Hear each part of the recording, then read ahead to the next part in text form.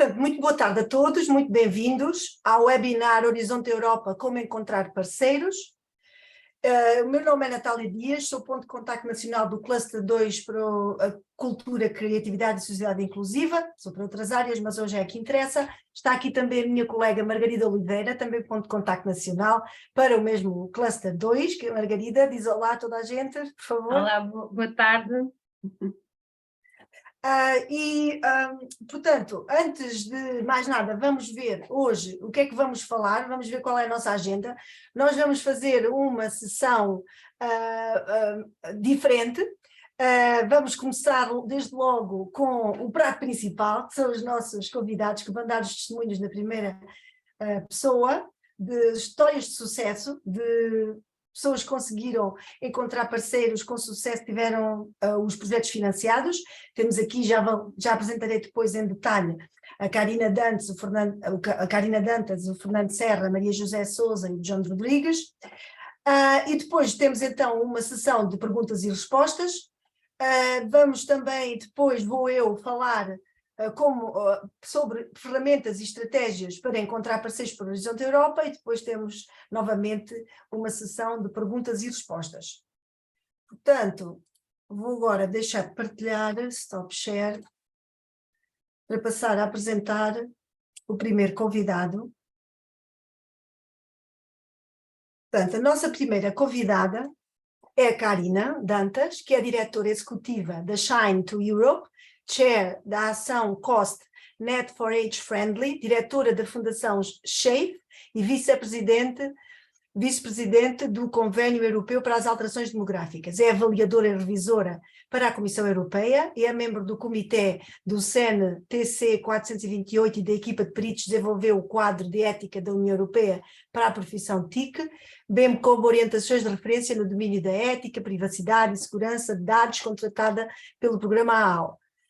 Portanto, a Shine tem atualmente aprovados 7 projetos do Horizonte Europa, é coordenadora de uma proposta que se chama Sirene, que é a abreviatura para Social Innovation Responsive Environments Network. Tem projetos espalhados por vários clusters, como o Cluster 1, o Cluster 6 e a European Innovation Ecosystems, e tem outros projetos noutros programas, como por exemplo o Erasmus. Carina, seja muito bem-vinda. Gostaria então que falasse da sua experiência para a nossa audiência perceber que, sendo uma ONG das ciências sociais e humanas, também consegue ter sucesso e ir concorrer a outros clusters, e falar um pouco dessa experiência, como é que consegue os parceiros, qual é a sua estratégia e, portanto, ter a sua experiência, qual vai ser o papel nestes projetos. Só tem 10 minutos, portanto é curto, mas dentro desse tempo, por favor, diga-nos da sua experiência, partilhe connosco e entusiasme a nossa audiência para procurar parceiros, por favor. Obrigada. Olá, Natália, boa tarde. Eu espero que vocês me estejam a ouvir bem, porque estamos numa sessão de team building da Shine to Europe. Ouvimos muito bem. Pronto, e portanto eu estou a falar num espaço público, mas é bastante calmo e eu espero que não ter nenhuma interrupção. Antes de mais, muito obrigada pelo convite. Eu estou a ouvir que eu sou muito baixinho, vou tentar pôr o microfone no máximo, espero que assim ajude. Aqui ouve-se muito bem, aqui ouve-se muito bem. Eu agradeço o convite e também a simpática apresentação, e cumprimento também os restantes colegas que estão hoje aqui na mesa redonda. Pela minha parte, vou tentar fazer assim um resumo muito rápido, por um lado, das áreas em que estamos a intervir, e depois como é que conseguimos encontrar parceiros, como disse, para apresentar as propostas e qual foi um pouco a estratégia neste âmbito. Portanto, a Shine é uma pequena empresa, uma SME, essencialmente dedicada à investigação e ao apoio à implementação de comunidades inclusivas, e trabalhamos muito diretamente nas diferentes áreas de inovação social. Portanto, isto tanto vai desde, por exemplo, a área da ética direcionada para o cidadão, como também para áreas de metodologias de cocriação, de envolvimento de stakeholders, e daí também se calhar um pouco a questão que abordou de nós termos projetos em diferentes clusters, porque na verdade há uma série de metodologias de envolvimento dos cidadãos e de outros stakeholders na criação de produtos de investigação que depois podem ser implementados na prática, quer por exemplo na área da saúde, como na área da agricultura, como na área dos projetos relacionados com o housing, por exemplo, com a habitação, como é o caso do Siren. Eu já trabalho em projetos europeus já há bastante tempo e antes da criação da Shine. A Shine fez agora 3 anos, portanto acaba por ser uma entidade recente, mas não posso deixar de dizer que as experiências anteriores naturalmente que também agilizaram se calhar o processo, porque os concursos da Horizonte Europa têm um processo muito particular e é preciso algum tempo para dedicar a tentar percebê-los. Portanto, a questão do encontrar parceiros, eu diria, pelo menos para newcomers, vem como uma parte desse processo, mas o conhecimento não apenas teórico, vamos dizer, mas prático é muito importante, ou seja, eu acho que é necessário algum período com candidaturas rejeitadas até se conseguir chegar às candidaturas aprovadas, isto também faz parte. Por exemplo, na Costa, onde nós temos uma ação, é usual dizer-se que só se consegue uma costa aprovada à terceira tentativa, pelo menos. E isto, na verdade, acontece em vários clusters e em várias calls. Mas é necessário algum tempo para se conseguir aprimorar e perceber exatamente a melhor forma de construir um projeto, e eu acho que quem quer fazer candidaturas e encontrar financiamento dentro da área do Horizonte também tem que se dar a si próprio este prazo de aceitar que vai ter que investir até ter alguma coisa aprovada, e que é normal que assim seja, e não significa de forma nenhuma que não se tenha as competências para isso, é como em tudo na vida, não é? É necessário algum tempo para fazer isto. Pela nossa parte, eu posso dizer que a nossa estratégia em termos de parcerias tem passado essencialmente por estarmos envolvidas em diversas atividades não remuneradas, e passo a explicar. Para se entender melhor também como fazer uma candidatura, o que é necessário, quer em termos nacionais, quer em termos europeus, acho que é necessário conhecer muito bem o domínio em que nós estamos a fazer a candidatura e perceber se de facto ela depois também vai trazer valor acrescentado para a sociedade onde estamos, para o local onde estamos, e neste caso também para a Europa, porque os consórcios são europeus, não são nacionais. E, portanto, para isso é necessário estar de alguma forma envolvido nas políticas que se desenvolvem à volta dessa área. Quando me estava a apresentar, estava a falar de uma série de coisas que são atividades absolutamente não lucrativas, como a Fundação-Chave, como o Convênio Europeu para as Alterações Demográficas, como diferentes grupos de trabalho, incluindo o SEN. Todos eles são locais onde nós tentamos partilhar o conhecimento que temos, aprender com os outros e desenvolver algo mais que possa ajudar a fomentar o conhecimento e a implementação de políticas na Europa. E se o fizermos aí está, de forma voluntária, e eventualmente começamos também a conhecer uma série de pessoas que trabalham nas mesmas áreas, e a partir daqui eu diria que o networking é muito mais fácil. Portanto, agora não tanto remontando à Shine, porque é mais recente, mas desde o início do meu trabalho no âmbito de projetos financiados, que a estratégia foi esta, foi tentar investir em, primeiro, conhecer bem as áreas das políticas onde nós estávamos interessados em trabalhar, as áreas de conhecimento, propor-nos a trabalhar em muitas ações de networking que não têm remuneração direta, que não têm financiamento direto, e a partir daí conhecer as pessoas que também trabalham nessas áreas e começar a cimentar relações. Porque muitas vezes não chega a encontrar parceiros, é preciso encontrar parceiros bons, é preciso encontrar parceiros de confiança, principalmente se nós vamos liderar ações. É muito difícil depois gerir parceiros que não correspondem, não entregam, isto muitas vezes é um problema para o projeto, ou que não estejam outros, quer em termos de entrega de resultados, quer até em termos de proatividade do trabalho. Portanto, quando nós começamos a conhecer as pessoas noutros âmbitos, depois também começamos a conhecer melhor as organizações e a saber quem podemos convidar para ter um projeto bem sucedido. Portanto, eu diria que do nosso lado tem sido essa a estratégia, acho que vai continuar a ser, até porque depois os resultados do projeto também alimentam estas outras redes, estes outros grupos de trabalho e, portanto, mais depressa, esperamos nós, chegam à prática, chegam a influenciar as políticas e depois a poderem ser implementados na prática, que é o nosso grande objetivo, é que depois os resultados do projeto também não fiquem fechados dentro de si próprios e possam ser utilizados de uma forma útil para todos os cidadãos. Portanto, é um pouco esta cadeia de valor, vamos dizer, que tentamos alimentar. Penso não ter ultrapassado o meu tempo, mas estou a dispor se quiserem perguntar alguma coisa. Isso é uma sugestão ótima para as pessoas perceberem, é uma estratégia claramente depois que deu resultado e que não é tão habitual as pessoas ouvirem, até nós próprios MCPs, portanto é uma excelente perspectiva, uma excelente intervenção, Karina, muito obrigada. Karina, não sei se tem que ir para o seu team building e quer agora que lhe façam perguntas, agora antes do que depois, ou se pode esperar pelos outros intervenientes. Posso ficar até por volta das 15h40, se for suficiente? Sim, acho que sim. Ok, então eu fico aqui.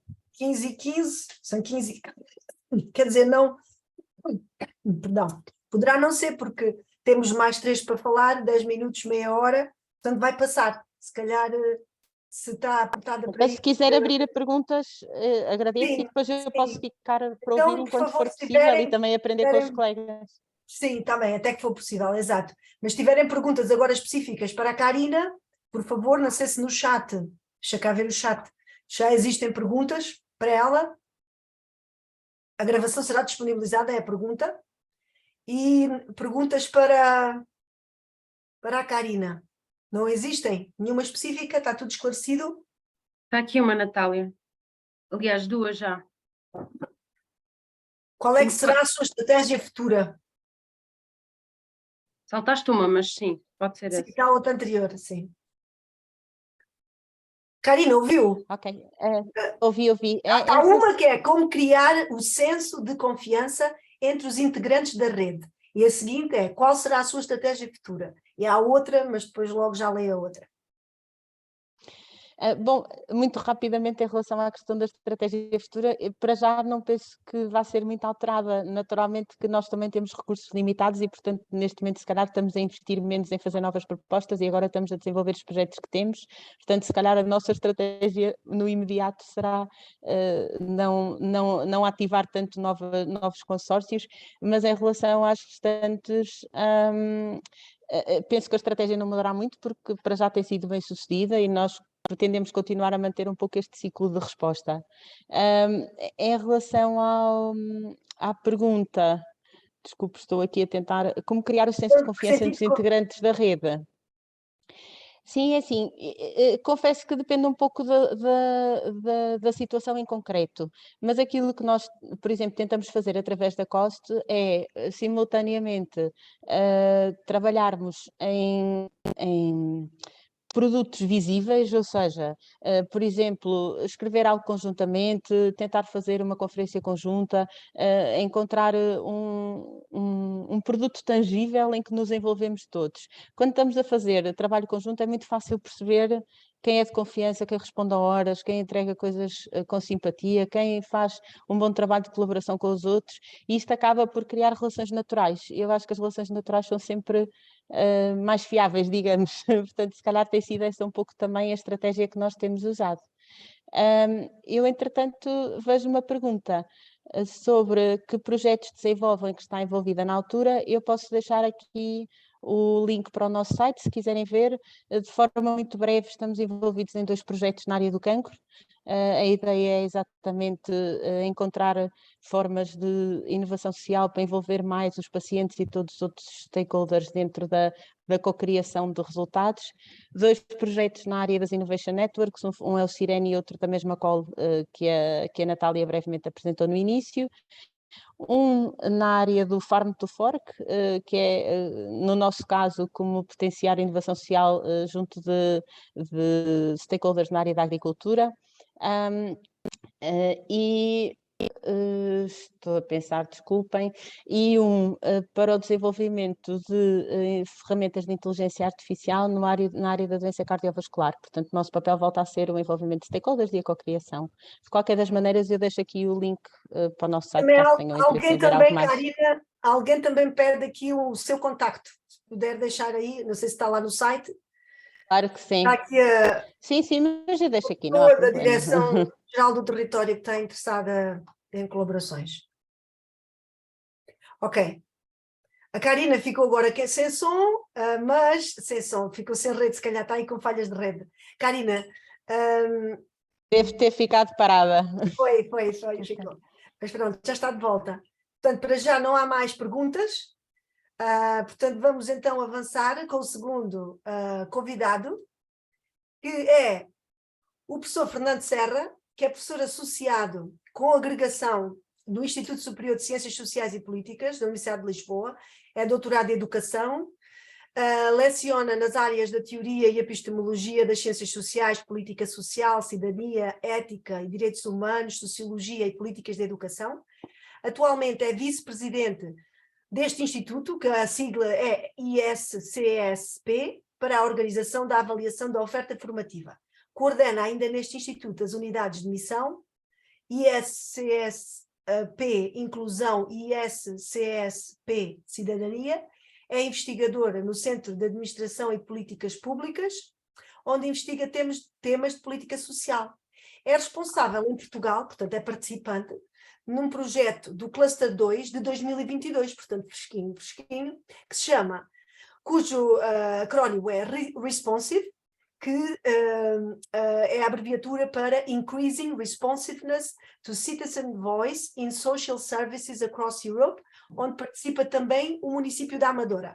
Fernando, muito obrigada por estar aqui connosco. Se nos puder dizer da sua experiência, como foi todo o seu percurso, porque há um percurso, evidentemente, por detrás para chegar aqui e conseguir integrar este consórcio, já tentado noutros no passado, mas agora estamos focados só no Horizonte Europa, e também como deduzo e presumo que tenha sido também o Fernando a contactar o município da Amadora. E também gostaria que nos falasse dessa experiência, foi baseado em quê, como é que foi essa abordagem e qual é o seu papel neste projeto e, portanto, falar um pouco da sua experiência, como é que se pode ser bem sucedido a integrar consórcios. Obrigada. Muito obrigado, muito boa tarde. Agradeço à Natália o amável convite para estar presente. Cumprimento também as minhas colegas de painel e todos os presentes à distância. Eu tenho uma história que já é longa de sucessos e de fracassos na participação de projetos europeus. Eu comecei na década de 90, no início da década de 90, com um projeto ligado à educação inclusiva. Já nem me recordo qual era o programa. Depois, na década de 2000, participei em 3 projetos Sócrates Comênios, também não como entidade coordenadora, ou participando na entidade coordenadora, mas como, digamos, por arrastamento, por convite de outras instituições. Mais recentemente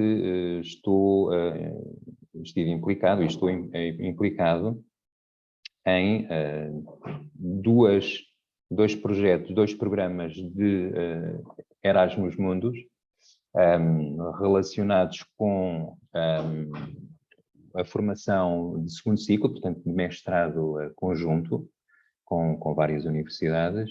E estamos na segunda edição, portanto, está a decorrer a segunda edição cada uma tem 4 anos, desse programa, e estamos neste momento, nós, Instituto ISCSP, a coordenar uma candidatura à 3ª edição.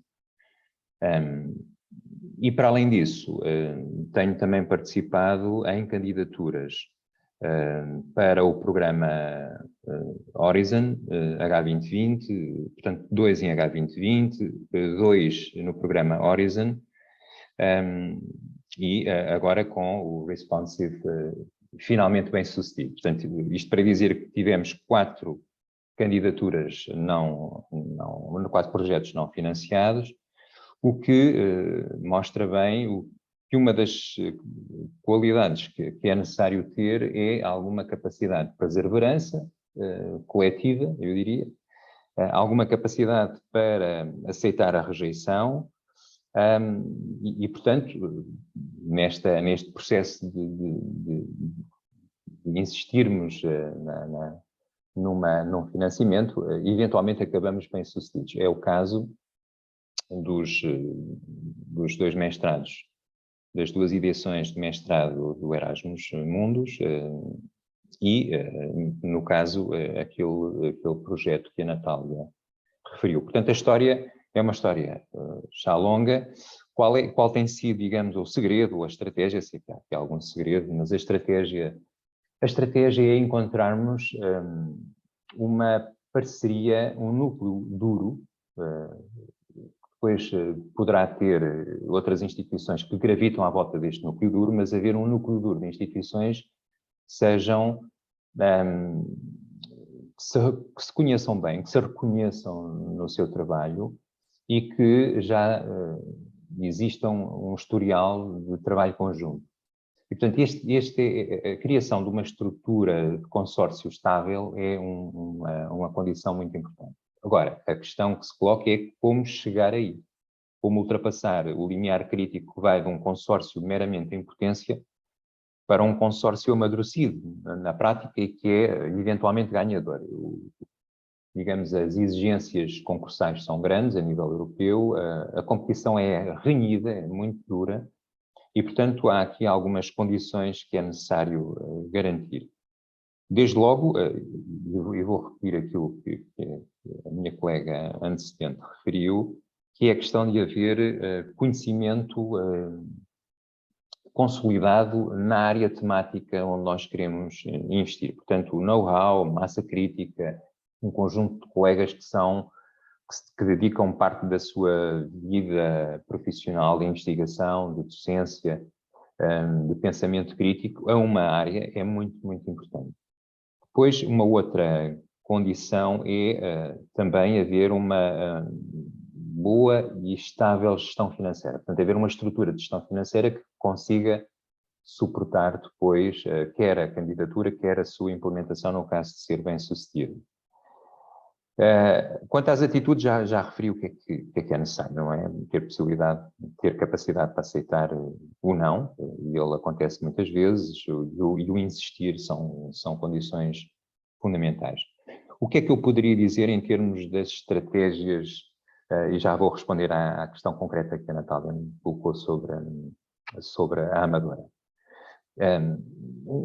Eu diria que há, digamos, 3 etapas para a criação de um consórcio. Uma primeira etapa é uma etapa de exploração, não é? De vermos a que consórcio é que poderemos aderir ou a que instituição é que podemos juntar àquele que é o nosso consórcio inicial. Portanto, eu diria que há uma fase de exploração inicial, depois uma segunda etapa que é uma etapa de construção de candidaturas, de construção de conhecimentos e de inter-relações.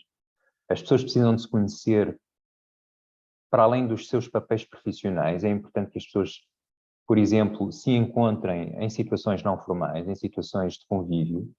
É muito importante o contacto presencial. A Covid veio aqui trazer uma espécie de interregno que não cria as melhores condições para a constituição de consórcios. É muito necessário a pessoa viajar para preparar candidaturas, designadamente nas primeiras reuniões, e é muito importante as pessoas terem momentos de convívio para se desinibirem, para se conhecerem melhor, para ganharem confiança. E depois há uma terceira etapa. A terceira etapa é a sustentação ou a expansão, se quiserem, seletiva, porque o que é que eu quero dizer com expansão seletiva?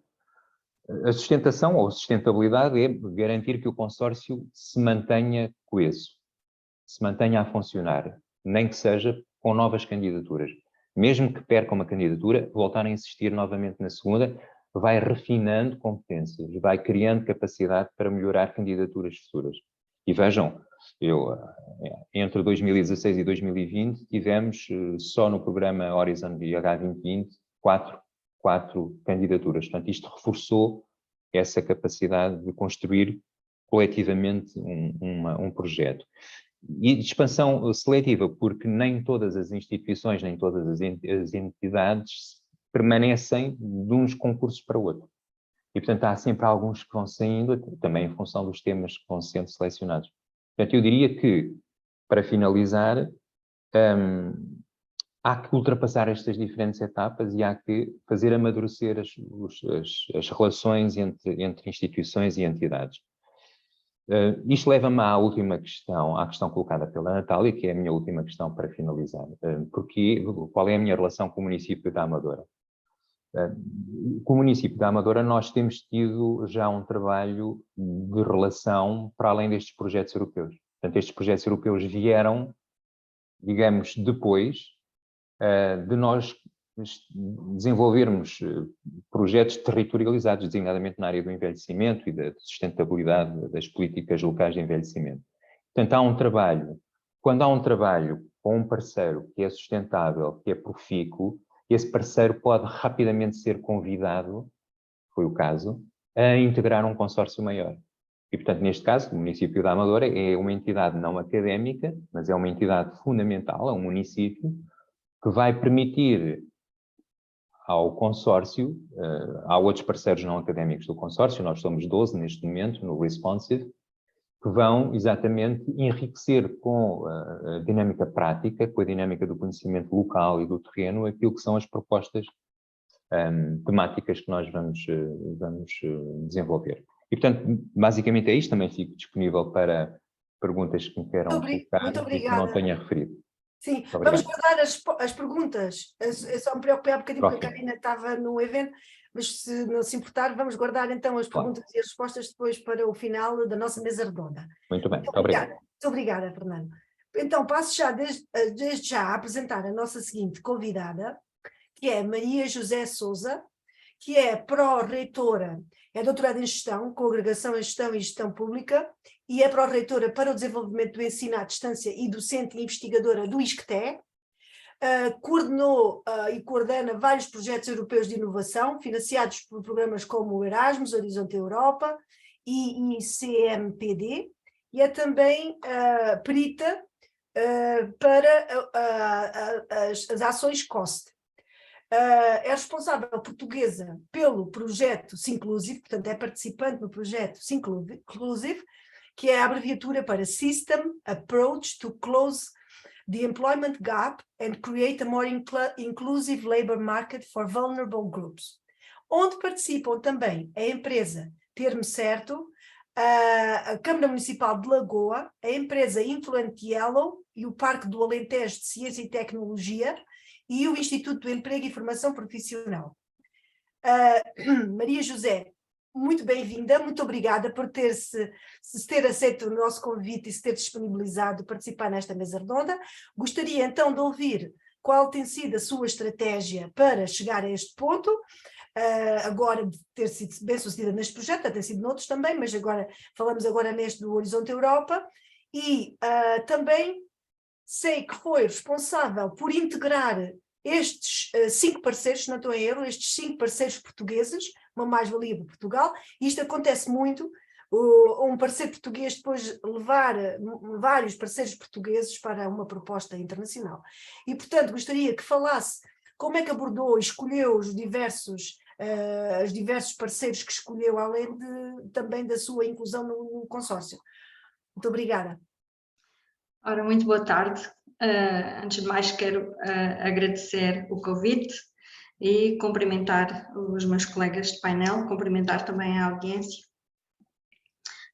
e dar aqui, se calhar, um pequeno enquadramento sobre aquilo que tem sido o meu percurso ao longo do tempo nestes projetos, que já são muitos, e de diferentes linhas de financiamento, diferentes programas, sendo que não é a primeira vez que eu estou a fazer, que eu fiz uma candidatura, ou que participei numa candidatura para o programa Horizonte, primeiro o Horizonte 2020 e agora o Horizonte Europa, o programa que concebi na altura foi um trabalho também de equipa, mas que fui eu aqui que desenhei a maior parte da candidatura, e nós estávamos a entrar em período de confinamento e foi uma aprendizagem bastante importante,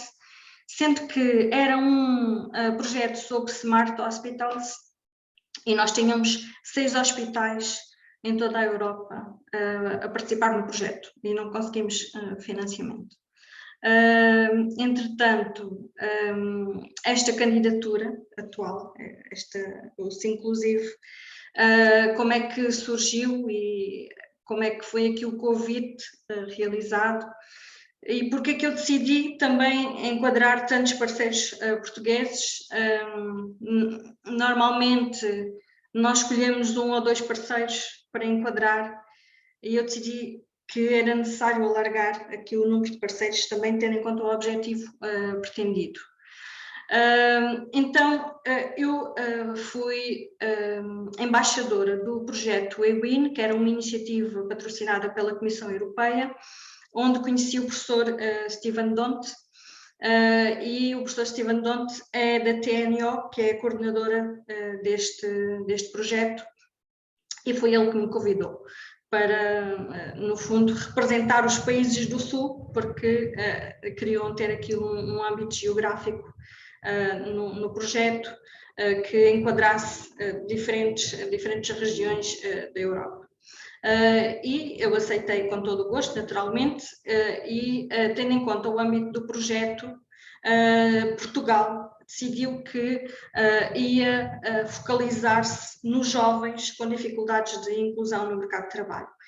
E tendo em conta este direcionamento, que não é o mesmo para os outros países que estão a participar, eu pensei num conjunto de parceiros que poderiam ser interessantes integrar e ajudar a cumprir os objetivos do projeto. E pensei no IFP. O IFP eu já tinha bastante relação com esta instituição e o próprio ISCTE também tem projetos com o IFP. Lancei o convite. Na altura, o Dr. António Leite ainda era o presidente do IFP, não sei se era presidente ou vice-presidente, acho que era presidente. E tinha sido convidado, entretanto, para o governo e saiu, e ficámos ali numa zona cinzenta durante um período, mas depois ele já tinha assumido o compromisso de participarem, depois tudo se resolveu e eles aceitaram fazer parte do consórcio. Os outros parceiros, tendo em conta a natureza do projeto, como já disse, eu pensei que uma empresa de trabalho temporário poderia ser interessante para nos ajudar a incluir os jovens no mercado de trabalho. Pensei numa rede de empresas, que também poderia ser aqui um parceiro muito interessante, tendo em conta que essa rede tem um conjunto imenso de empresas e seria muito mais fácil chegar às empresas dessa forma. E eu depois pensei em parceiros que me pudessem ajudar a disseminar o projeto em várias regiões de Portugal.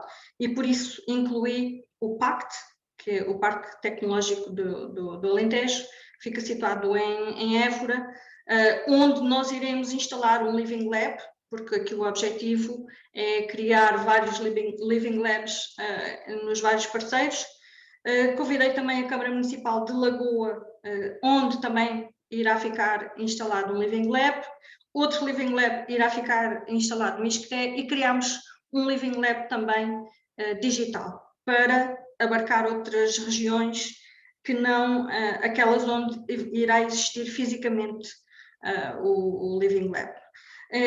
Então foi esta a estratégia de tentar chegar a vários parceiros que pudessem contribuir para os objetivos do projeto. E todos eles aceitaram de uma forma praticamente direta.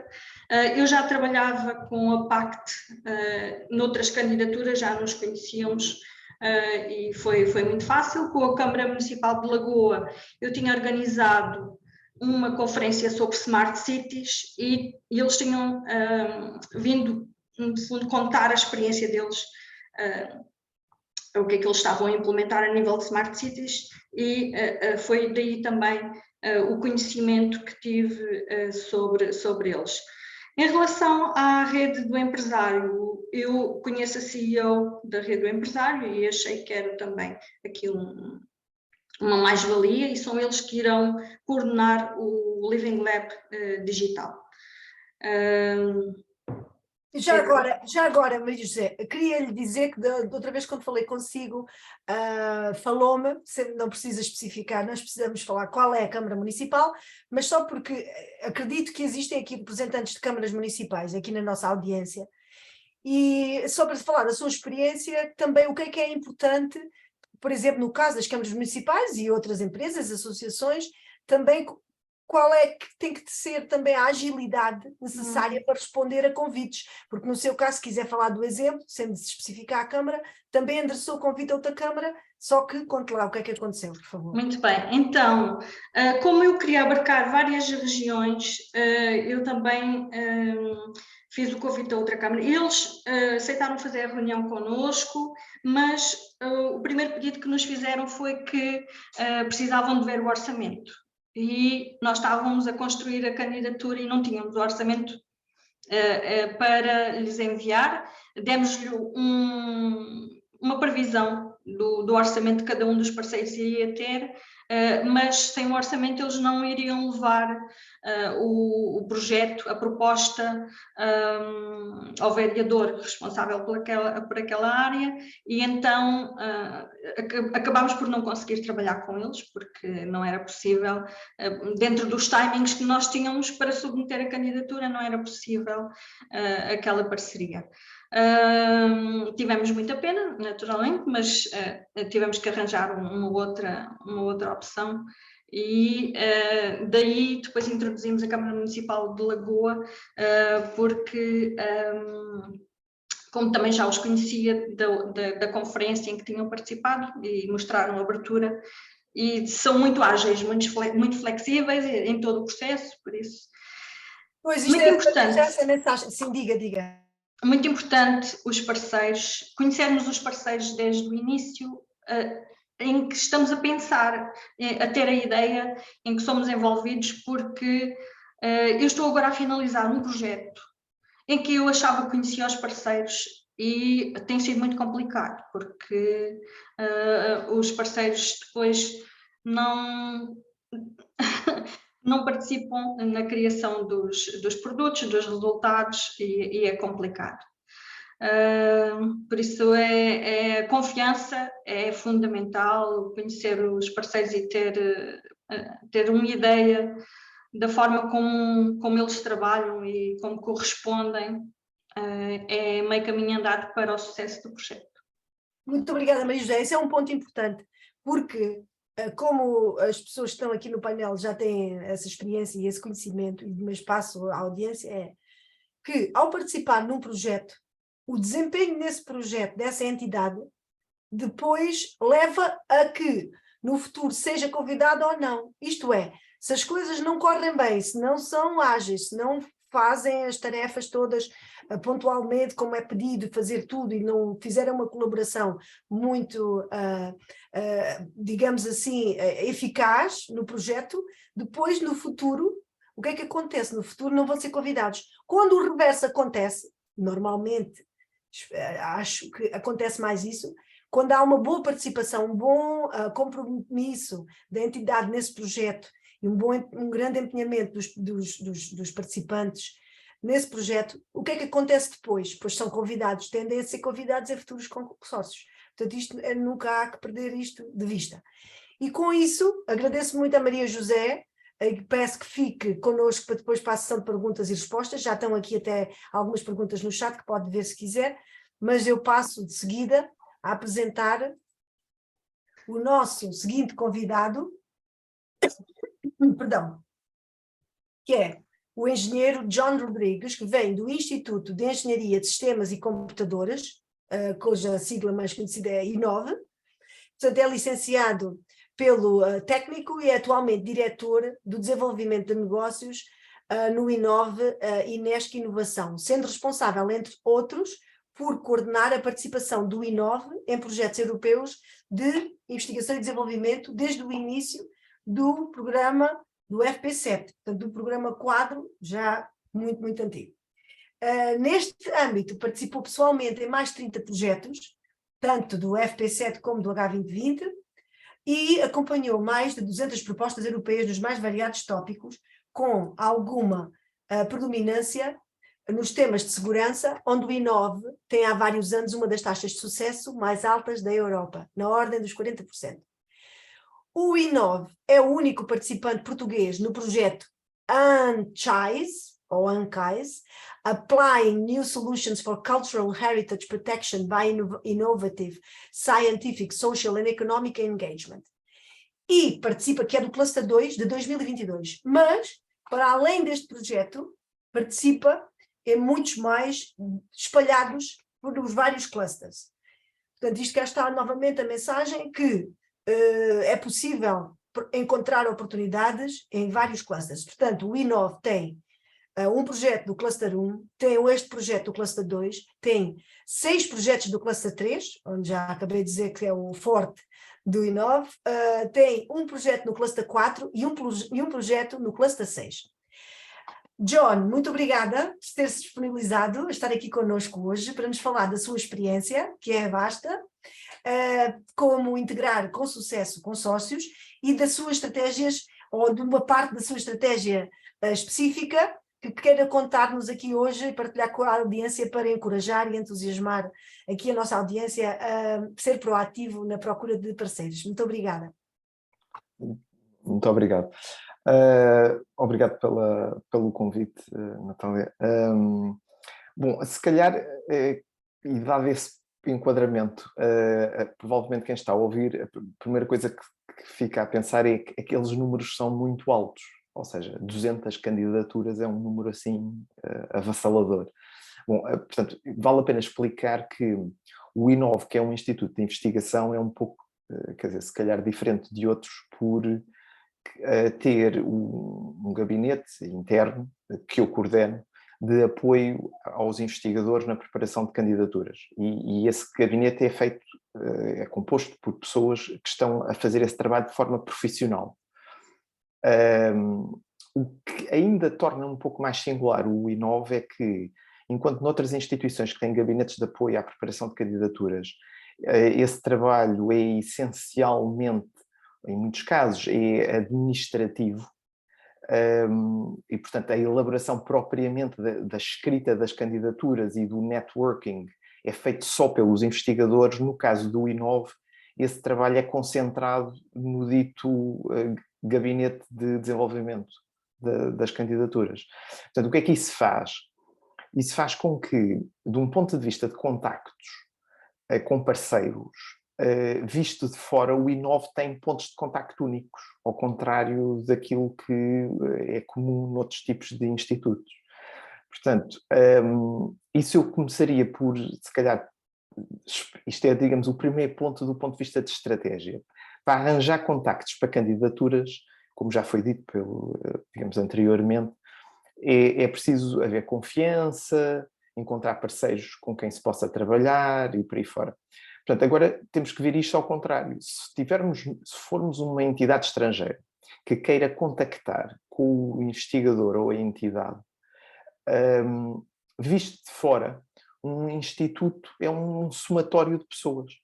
Não é uma entidade, é um conjunto de gente. Cada grupo, cada investigador é um ponto de contacto.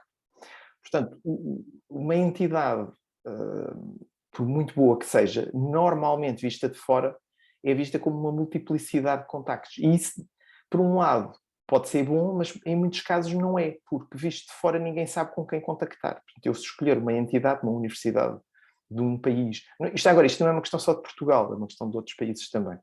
Mas que já agora qualquer um de nós já se apercebeu que quando quer contactar, por exemplo, há pouco falou-se aqui de uma entidade, acho que era a TNO, por exemplo, só para dar um exemplo, na Holanda. Ora, a TNO é um grande instituto, o maior na Holanda, tem N pontos de contacto. Portanto, o efeito é que alguns pontos de contacto funcionam bem, outros funcionam mal. Portanto, visto de fora, isso dificulta quem queira contactar com eles. Aquilo que o Inove fez, do ponto de vista de estratégia, foi criar pontos únicos de contacto. Faz com que seja muito fácil falar com o Inove. Há um e-mail e toda a gente sabe que se falar com uma pessoa ou duas, que coordenam entre elas, consegue falar com o Inove e pode convidar o Inove para uma proposta. Enfim. E, portanto, o efeito disso... e esse ponto único de contacto mantém-se ao longo do tempo. Portanto, Isto significa que alguém que trabalhou ou contactou o Inove há 5 anos atrás, 5 anos depois pode voltar a contactar o Inove e o contacto não se perde. Portanto, esse é um ponto que se calhar pode ser interessante do ponto de vista de estratégia, porque muitas entidades já têm gabinetes de apoio, mas não têm pontos únicos de contacto. E pode ser uma evolução interessante. Segunda questão é que há muitas coisas nas candidaturas que funcionam bem ou mal de forma repetitiva. Ou seja, isto é um exemplo. Uma entidade está a fazer uma candidatura e precisa de um parceiro de ética. Se tiver num dado projeto, tem um bom parceiro de ética, em outras propostas que precisam de um parceiro de ética, vai contactar o mesmo. É muito mais fácil contactar esse parceiro do que ir à procura de outro. Portanto, como também já foi referido, quando se consegue trabalhar num projeto com um grupo de entidades e faz-se um bom trabalho, se o parceiro tiver algo que o distinga, ele irá ser contactado de novo. Isso pode ser um parceiro científico, pode ser uma Câmara Municipal. Por exemplo, uma Câmara Municipal que participa com um Living Lab, como já aqui foi referido, e corre bem, e toda a gente gosta, e aquilo foi interessante e tal, provavelmente ainda o projeto não acabou e já está a ser convidado para outras propostas, porque é fácil de meter. Quer dizer, assumindo que é fácil de meter esse parceiro em outras propostas. Portanto, lá está a agilidade, facilidade de contacto, por aí fora. E eu diria e concordo que as relações pessoais são fundamentais. As pessoas têm que confiar umas nas outras. Porquê? Porque os processos de decisão de quem é que entra e quem é que não entra são muito rápidos. Tipicamente, numa candidatura, se está-se à procura de um parceiro, ninguém perde mais do que uma semana ou duas à procura de um parceiro, porque já está a contactar outros. Portanto, na realidade, se confiar nos parceiros, porque já se conhece as pessoas, torna isto tudo muito mais fácil. E esse efeito faz com que, quanto mais projetos a pessoa já tenha estado, torna mais fácil estarem mais propostas a seguir. E isso faz com que seja possível, por exemplo, ao Inove, estar em 30, 40 candidaturas num ano, de uma forma que seja razoável de gerir. Porquê? Porque na maior parte delas, se calhar mais de metade dos parceiros são parceiros que já estiveram em outras candidaturas e projetos na última década connosco. Portanto, são entidades em quem a gente já conhece ou que já confiam em nós e mutuamente. E, portanto, isto torna o processo fluido. E um processo fluido faz com que seja possível montar uma candidatura em, se calhar, 1/3 do tempo de um consórcio de entidades que não se conhecem e que se tem que estar a explicar e as pessoas desconfiam umas das outras e, portanto, são estes pequenos detalhes. Para finalizar, eu gostava de deixar mais uma nota. Saber quem é que, isto já foi aqui referido, conhecer a área, é fundamental conhecer a área, mas eu acho que eu, se calhar, gostava de explicar isto de uma maneira diferente daquela que já foi apresentada aqui. É que não é só conhecer a área científica, é conhecer a área, por exemplo, vamos pegar aqui num cluster. Se pegarmos num cluster como uma área de mercado, conhecer o mercado é fundamental. O que é que isto significa? Saber quem é que ganhou, que projetos é que ganharam nos últimos anos nessa área, quem é que foram os parceiros, quem é que foram os coordenadores dos projetos que ganharam, é fundamental. Porquê?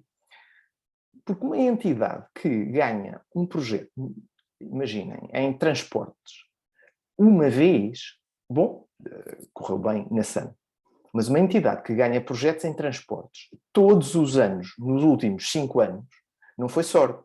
E se ganhar 2 ou 3 no mesmo ano, todos os anos, então não só não é sorte, como quer dizer que é especialista no tema e conhece toda a gente na Europa. Porque senão não conseguiria essa taxa de sucesso consecutivo. O que torna que, digamos, de uma forma super simplista, parceiros desses têm 2 hipóteses. Ou estão connosco nas candidaturas e nós teremos mais hipóteses de ganhar, ou estão nas candidaturas concorrentes nesses mesmos tópicos e limitam as nossas possibilidades de ganhar, porque são concorrentes. Portanto, de uma forma, assim, mais uma vez, bastante simplista, se percebermos quem é que ganha projetos na área que nós estamos a tentar concorrer, nós rapidamente percebemos quem é que devem ser os nossos parceiros ou quem é que são os nossos concorrentes.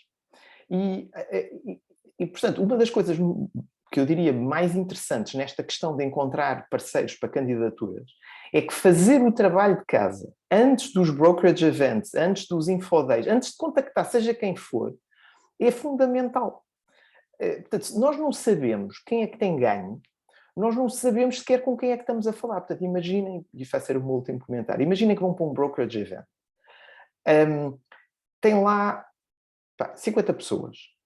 Se souberem quem é que dessas 50 pessoas são os 5 que normalmente ganham, então o que vocês devem fazer é ir para esse brokerage event tentar falar com aquelas 5 pessoas, não é com os 50. É só com os 5 que ganham.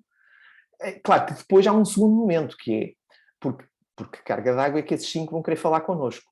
Bom, mas isso já é outra conversa.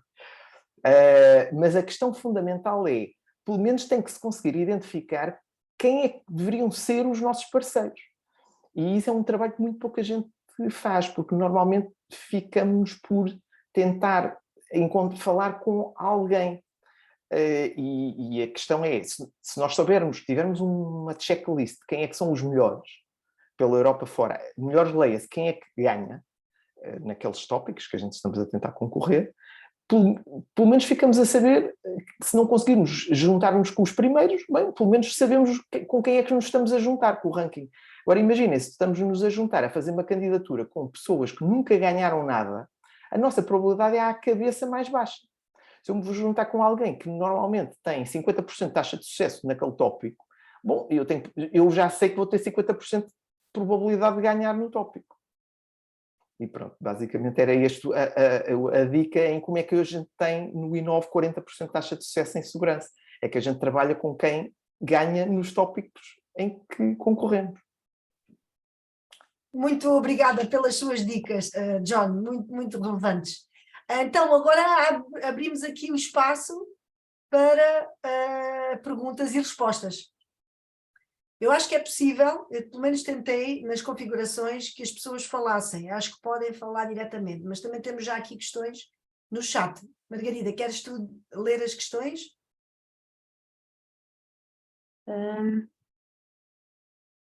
Há aqui uma questão que eu não sei se é para os convidados, que essas são sempre as mesmas entidades a ganhar os projetos. Não sei se é para os oradores, para os nossos convidados ou se é para nós. Mas se alguém quiser arriscar-se a responder. Olha, eu atrevo-me a responder porque eu percebo porque é que essa pergunta foi feita, teve a ver com o meu comentário. Bom, é muito fácil de responder. A realidade é que não são sempre as mesmas entidades a ganhar.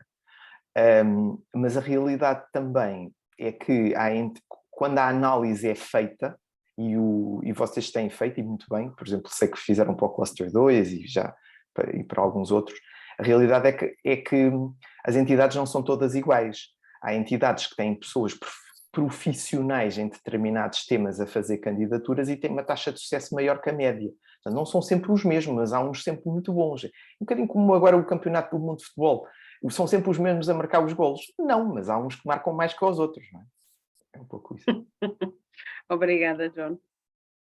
Eu gostava, não é uma pergunta, mas gostava de acrescentar uma coisa que o John disse, que é o de olhar para quem já ganhou e quem já participa mais. Há informação disponível online, mas nós, NCPs, também estamos aqui para vos ajudar se vocês quiserem. Eu quero fazer esta nota. Mais perguntas. Como podemos convencer um coordenador que nos aceite no seu consórcio? Boa pergunta. Alguém quer...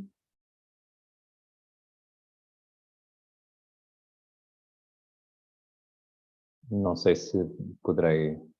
Fernando, avance.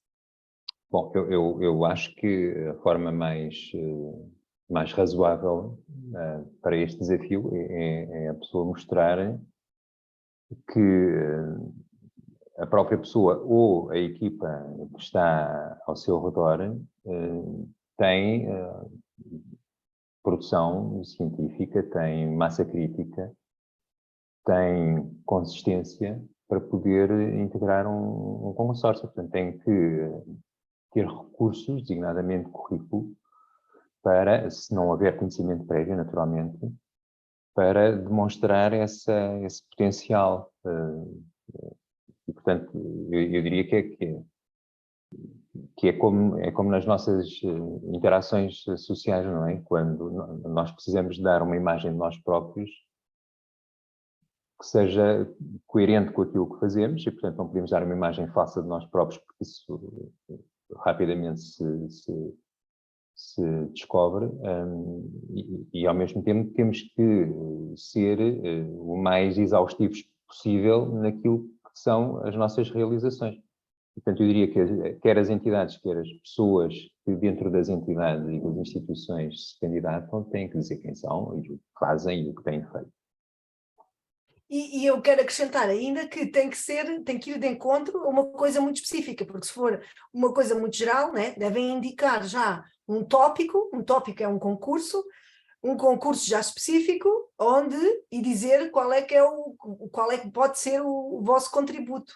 E, portanto, mas eu já falarei mais adiante na minha apresentação sobre estas estratégias. Mas está aqui uma pergunta para trás, Margarida, que houve aqui, foi a Maria que perguntou.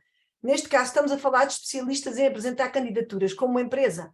Não sei exatamente se a Maria está a pensar que no John ou não, e que se pensa que é uma consultora, isso não é o caso. É um centro de investigação. Agora, como muitas instituições já em Portugal, tem um gabinete profissional, né, profissionalizado para ajudar os investigadores a escrever propostas. Mas nós não convidamos, não temos nada contra, mas não convidamos consultoras aqui para este tipo de sessão, né? Podem participar e são bem-vindos a participar, e nós, se tiverem perguntas, nós também ajudamos na medida, mas não é o caso, não há aqui ninguém, digamos assim, profissional em escrever candidaturas. São todos representantes de instituições, neste caso de investigação. Já temos tido municípios, temos aqui a Karina, que já não está aqui, que não é de uma instituição de investigação, mas é uma empresa, mas também que faz investigação. Portanto, mas não há aqui ninguém que faça só isto como a vida, né? Então é aqui as pessoas, os representantes, aqui no caso do John, é profissional nessa área, mas está a trabalhar para um centro de investigação. Portanto, isto é só a parte aqui para a Maria Zosaia. Houve uma pergunta que eu já respondi no chat, que é quais os recursos virtuais onde possamos encontrar esses ganhadores. Eu respondi no chat e tenho a certeza que a Natália vai falar depois na apresentação que vai fazer a seguir para apresentar que ferramentas existem, mas existe a plataforma Cordis. Sim, não é necessário estar a falar porque depois vai ser repetição. Pronto, ok, mas está aqui respondido no chat. E a Natália deve falar, e depois há quem pergunte que é como saber quais os consórcios que precisam de um parceiro, se existe alguma informação online com essa informação. Eu penso que a Natália também vai falar disto, mas isto é a pergunta que toda a gente faz. Toda a gente quer saber quais são os consórcios a montar, se querem dizer eu estou aqui, isto requer mais que isso, diria eu, mas não sei se algum dos convidados quer falar sobre isso. Se normalmente vocês andam a anunciar os consórcios e as propostas que estão a escrever. E há quem pergunte sobre os brokerage events. Também vem a seguir. Não sei se algum dos convidados aqui alguma vez participou em brokerage events e qual é o vosso feedback ou opinião que têm sobre isto. Eu posso começar, é muito rápido, porque eu já respondi a isso. A participação em brokerage events é muito interessante, mas só se o trabalho de casa tiver sido feito antes, porque senão é lotaria. Vai-se acabar por falar com pessoas, mas a probabilidade de daí sair alguma coisa efetiva é baixa.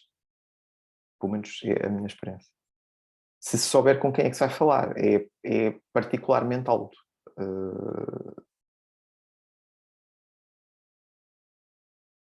Mais alguém quer acrescentar essa pergunta da Margarida, ou Fernando ou Maria José, se já participaram em brokerage events ou não? Não, nunca participei.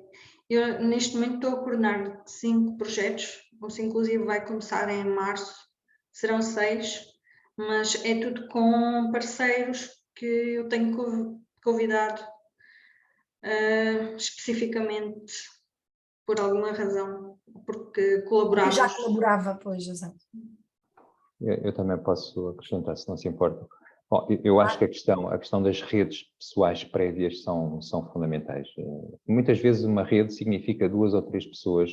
Eu estou a pensar no lado académico, no lado das instituições académicas, de ensino superior e também de investigação, pessoas que já colaboraram, porque se encontraram num congresso ou num seminário e, portanto, começaram a pensar em conjunto, começaram a investigar em conjunto, publicaram em conjunto, e, portanto, normalmente, sendo de países diferentes, de instituições diferentes.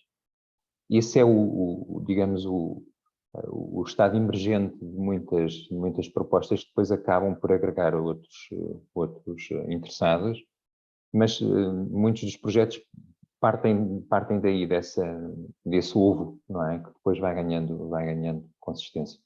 E que foi claramente os projetos em que eu estive implicado, porque foi como referi, quer dizer, houve um primeiro contacto, nesse caso informal, de pessoas que já tinham colaborado dentro daquilo que era uma rede, a European Social Policy Network, trocaram e-mails, começaram a pensar no que poderiam fazer em conjunto no tema específico, e depois, a partir daí, nasceu tudo o resto, não é? E, portanto, eu diria que é muito nesta base, independentemente de haver depois contextos de mercado, não é? Ouvindo o John Rodrigues, estava-me a lembrar, é um pouco a metáfora do mercado, não é? Da procura e da oferta.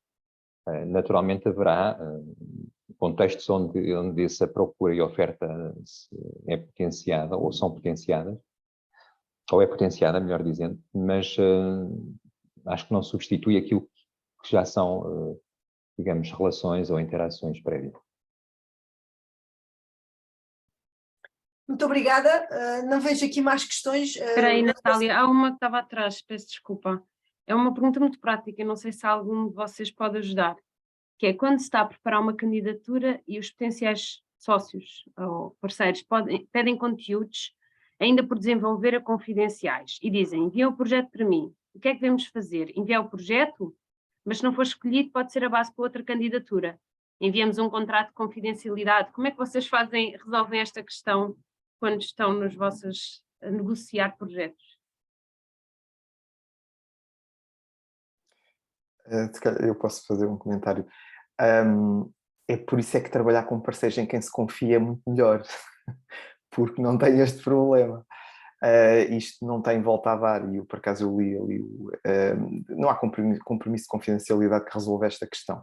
Portanto, é realmente um problema. Se tiver uma boa ideia e manda-se para imensa gente essa boa ideia, a probabilidade dessa boa ideia vir a ser ressubmetida por outros parceiros, mas até a própria proposta. A proposta é submetida, não é aprovada. Não seria a primeira vez que um parceiro ou dois vai e pega em 30% ou 40% de uma proposta não aprovada e no ano a seguir ressubmete sem levar o resto dos parceiros atrás, incluindo aqueles que ajudaram a escrever originalmente, que é extremamente desagradável, mas não seria a primeira vez. Eu até tenho uma situação com colegas da Turquia em que, e isto é um Erasmus submetemos um projeto, o projeto teve financiamento e depois houve dois parceiros, acho que foram 2 parceiros da Turquia, que pegaram no projeto, reformularam um pouco, submeteram e obtiveram financiamento novamente com outros parceiros. Desagradável, mas existe sempre essa possibilidade, não é? São os riscos do ofício. O risco.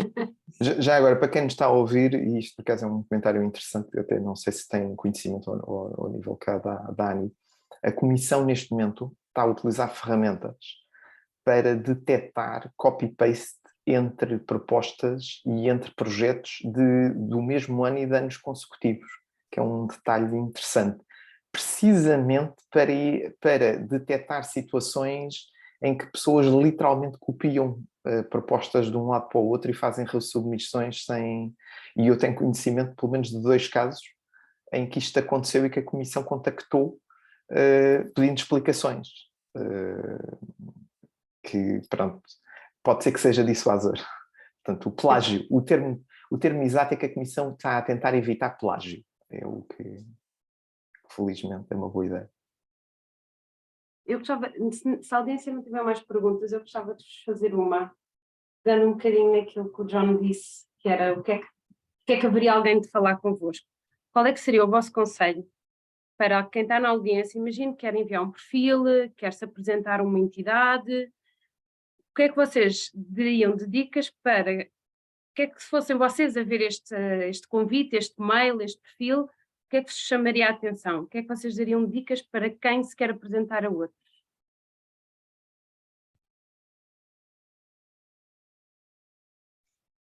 Eu pessoalmente não costumo fazer isso. Escolho os parceiros e às vezes mesmo escolhendo parceiros que conheço, as coisas não correm tão bem como esperado, mas eu acho que a experiência noutros projetos é sempre muito importante, apesar de, por vezes, quem está a começar, e eu penso que a Comissão Europeia também dá algum valor a isso, os newcomers, mas é sempre difícil, não é? Nós termos alguma certeza, não sei se temos certezas, mas pelo menos confiança em incluir, sem existir qualquer laço, não é? Sem existir qualquer trabalho anterior, sem conhecermos, é difícil. Pelo menos é o que eu penso. Eu não sei se posso acrescentar só Acrescente, Fernando, detalhe. Temos falado muito em contactos por e-mail, não é? E eu aqui retomo aquilo que referi há pouco. O contacto por e-mail deve ser o mais objetivo e o mais fundamentado possível, mas eu acho que o ideal será, se alguém se quiser candidatar espontaneamente, não é? Estamos a falar de uma candidatura espontânea, então o melhor é tentar um contacto presencial, marcar um pequeno encontro, uma pequena reunião, e o candidato ficar com essa possibilidade também de uma forma presencial, numa conversa franca e aberta, poder explicar quem é e o que tem feito. E depois é uma questão de ver se a relação continua. Eu parece que estou aqui a fazer muita associação. Eu percebo esse seu conselho, mas é um bocado limitativo no sentido que isto são propostas internacionais, portanto só dá para fazer aqui, juntar-se aqui aos parceiros portugueses, né? Estamos a falar de propostas internacionais, tem que envolver parceiros internacionais. Sim, mas eu falava numa reunião por Zoom, por exemplo. Sim, está bem. Sim. Ok. Eu complementava o que o Fernando acabou de dizer e que acho que é uma bela de uma ideia. E-mail, ou seja, acho que alguém escreveu aqui no chat exatamente isto. Eu vou ler o que está no chat da Maria Lucena e Val. Imagino que o problema maior será a confiança. É mesmo isso. A questão-chave é mesmo confiança. Portanto, quando alguém recebe um e-mail, e vocês conseguem imaginar que o Inove recebe imensos e-mails de gente a querer falar connosco e pronto. A questão da confiança é realmente a questão fundamental. Portanto, se calhar eu, por exemplo, sei que resulta muito melhor contactar um parceiro através do NCP do país ou com o apoio de um NCP do que diretamente. Porque normalmente as entidades partem do princípio que se um NCP está a ajudar naquele contacto, o parceiro que está do outro lado há de ser minimamente confiável. Pode não ser, mas mas no geral os NCPs terão feito um mínimo de triagem. Isso é um exemplo. A outra questão é, eu acho que um perfil genérico não ajuda. A questão fundamental é mandar um e-mail para um parceiro é porque se quer alguma coisa muito específica e, portanto, como o Fernando referiu, essa coisa específica é falar com a outra parte. Acho que uma primeira boa conversa é um make or break. Mas, acima de tudo, tem que estar muito claro o que é que nós vamos trazer de diferente para aquela proposta que a outra pessoa terá, em princípio, a trabalhar. Portanto, a questão fundamental, eu diria, era passar duas coisas. É que nós somos confiáveis, que somos bons a fazer alguma coisa que é realmente interessante para a proposta que a outra entidade terá a trabalhar, ou que será coordenador, ou enfim. Mas nós podemos ser os melhores do mundo, quem está do outro lado, se não perceber o que é que nós trazemos de mais-valia, é uma conversa simpática, mesmo fazendo a tal conversa. Mas concordo que a conversa é essencial, não vai lá só com e-mails de um lado para o outro. Isto é um tema particularmente difícil para a nossa audiência. A nossa audiência é composta, pelo menos os inscritos, não estão aqui todos os inscritos, mas 97% dos inscritos nunca submeteram uma proposta ao Horizonte Europa e 76% acha que é um obstáculo a encontrar parceiros. Por isso, basicamente, as pessoas que temos todas aqui, quase na audiência, né, são uns desses que querem ser newcomers e que têm que furar o sistema. E, portanto, é todo um grande desafio, né? Por isso é que é bom estarem aqui hoje aqui a ouvir estas dicas todas e estas ideias. Sendo assim, acho que não há aqui mais nada no chat, não é, Margarida? Podes avançar, acho. Portanto, agradeço mais uma vez ao nosso brilhante painel por todas as dicas que deram à nossa audiência, que foram todas muito, muito relevantes e complementares. Muito obrigada a Maria José, Fernando e John.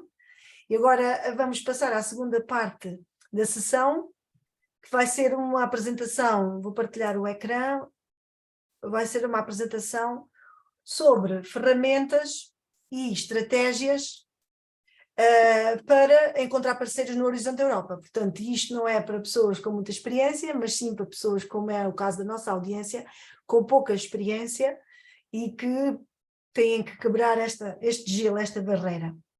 Portanto, o Horizonte Europa, o que é que financia? Portanto, financia grandes projetos de inovação e de investigação, são projetos internacionais, que têm mais ou menos uma duração de 3 anos, têm que ter no mínimo 3 parceiros, habitualmente têm muito mais parceiros, e o financiamento em geral é maior do que 2 milhões de euros.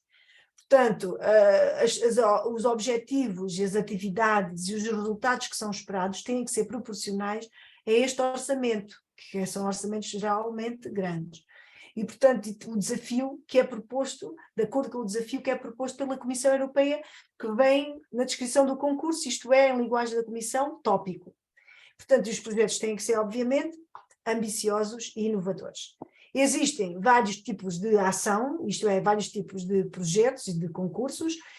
E o mais comum é ações de investigação e de inovação que tenham um financiamento de 100% para todo o tipo de entidades. Portanto, são ações que são mais ligadas à investigação.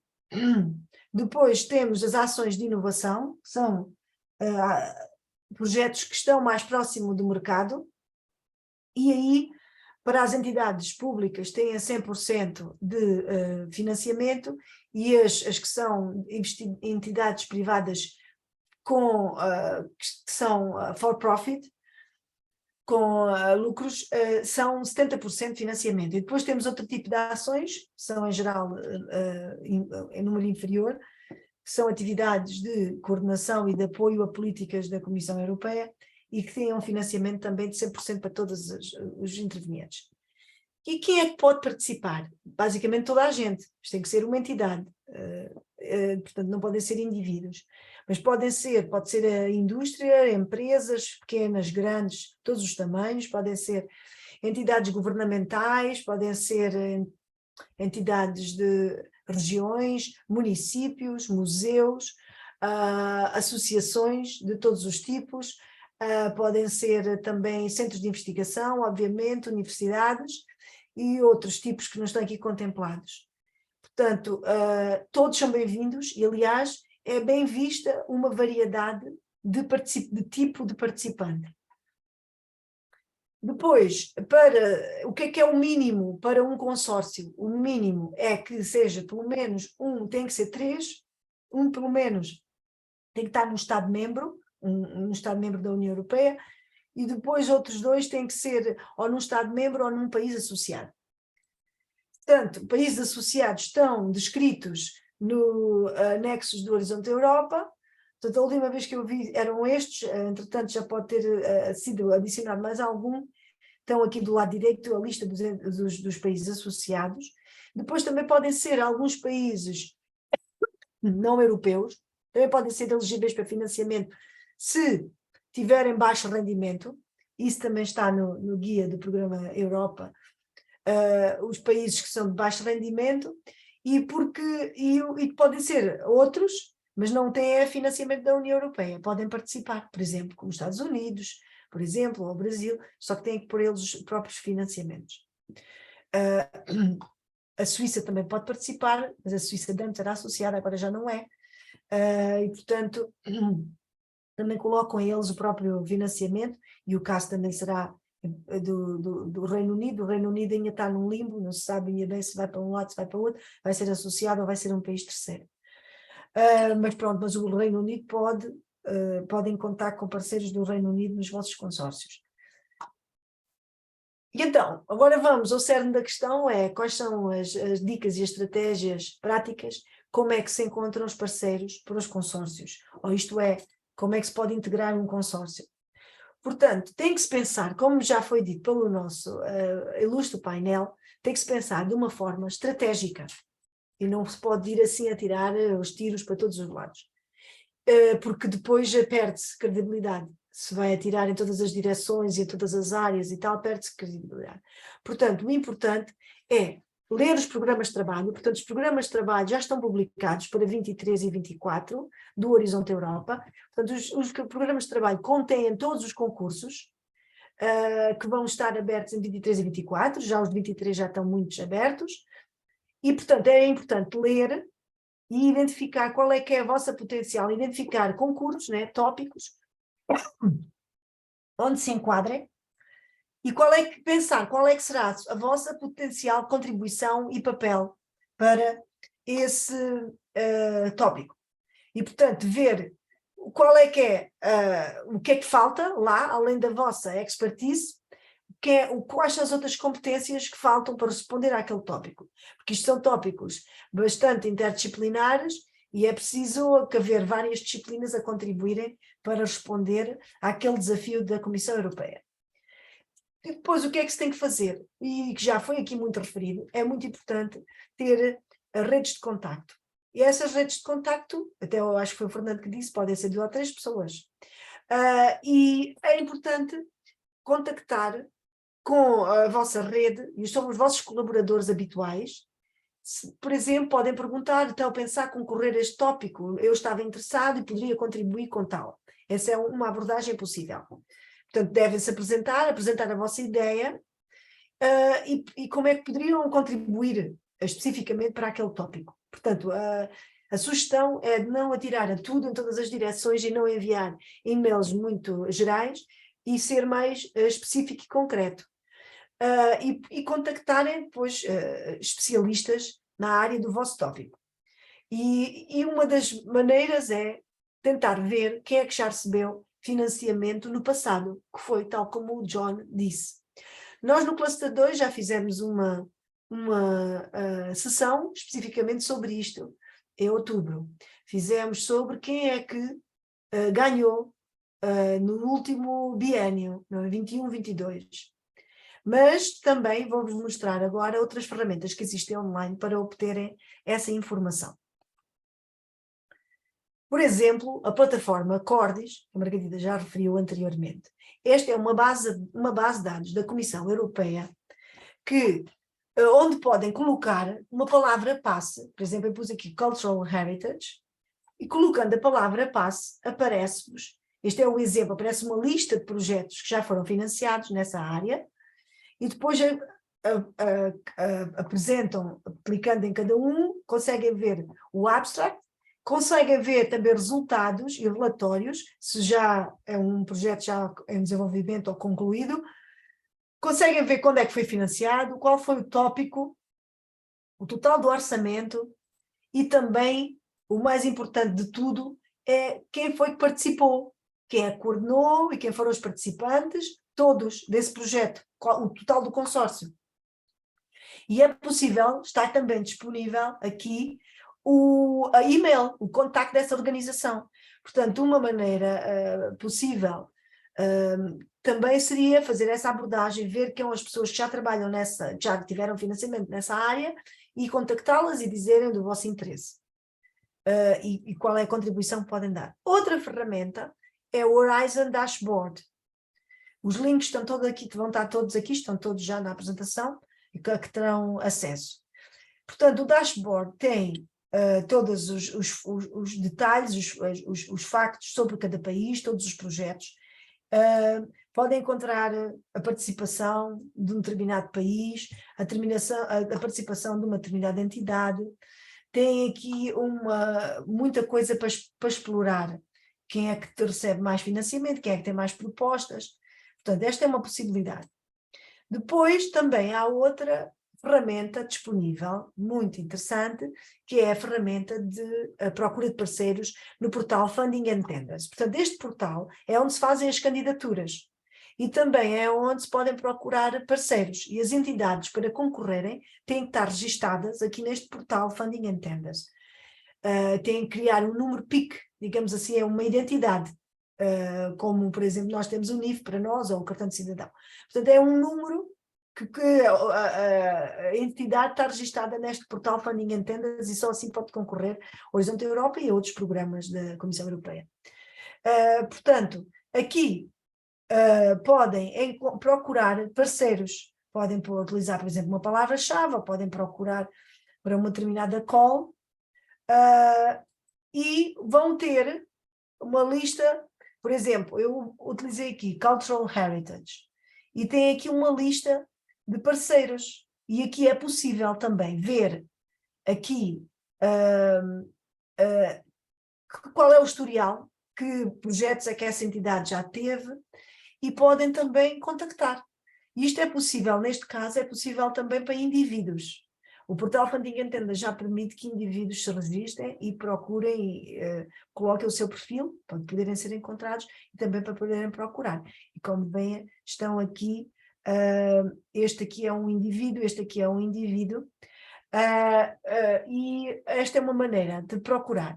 Depois também, por baixo de cada tópico, isto é, por baixo de cada concurso, também existem, portanto aqui temos este concurso aqui, este tópico, que se intitula World Leading European Video Game Innovation System. Portanto, é uma call que está agora aberta, um tópico que está agora a concurso, e que está aqui a data, que vai encerrar, a 14 de março. E por baixo aparecem os parceiros que já andam à procura para colaborarem andam à procura de parceiro, para colaborar naquele tópico, para concorrerem para aquele tópico. Neste caso, temos estas duas instituições, uma da Bélgica e outra da Polónia.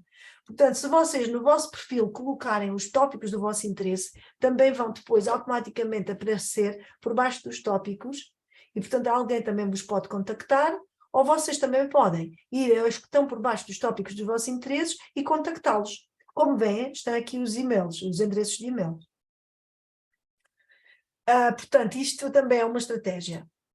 Depois, outra estratégia é ir a eventos já falámos aqui anteriormente, de brokerage, de matchmaking, B2B, isto são tudo palavrões em inglês, mas no fundo tudo o que se pretende aqui é fazer o encontro de pessoas, de instituições que estão à procura de participar, de encontrar parceiros para participar no Horizonte Europa.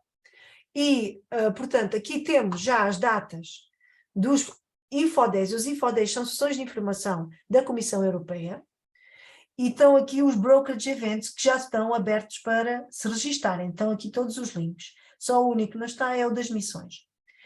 Portanto, estão aqui algumas datas que já foram ultrapassadas, nomeadamente aqui dos Infodays, mas que podem ir lá ao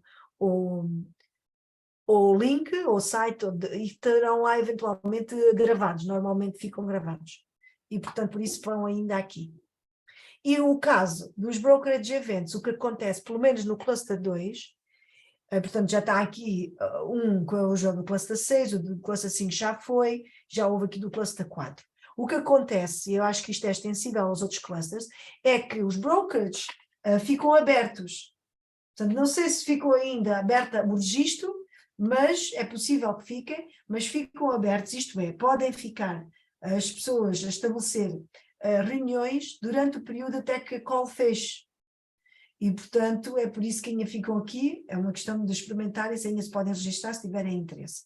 No cluster 2, que é o nosso cluster, definitivamente, está aberto e vai decorrer dia 18 de janeiro. E, portanto, sugiro que se inscrevam.